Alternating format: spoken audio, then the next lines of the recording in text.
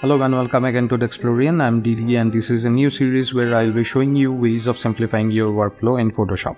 These tips will help you save a lot of time and also will make you look more professional. Today's tip will be on saving canvas presets in Photoshop and why do we need to do it anyway. Let me explain you with a real life scenario. Let's pretend one fine day you have a lot of social media projects to do. You powered on your system and clicked on the Photoshop icon to fire it up. Then you click on Create New to create a new document and this window will open up. We need to create a Twitter post or ad and we will enter the dimensions here, which is 1600 by 900 pixels. Resolution we have to put minimum 300. Choose the bitrate and click on Create and your canvas opens. But suddenly you remember that you have to work on another social media ad first. So you close this canvas and again click on Create New and type in the new dimensions of the canvas, say 1000 by 1000 pixels, and click on Create. You then finish up the project and again go back to create the canvas for Twitter post and you have to type in the details once again.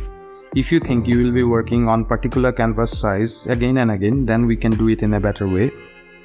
Enter your required dimensions, which is in this case 1600 by 900 pixels. Keep the resolution at minimum 300. Color mode will be RGB. You can set the bitrate from here. You can choose your background. I prefer keeping it transparent and color profile will be sRGB or working sRGB. And now instead of clicking on create, you will click here and then click here to give it a meaningful name so that we can easily identify it later on, like Twitter post. And click on Save Preset and it will be saved under the Save tab.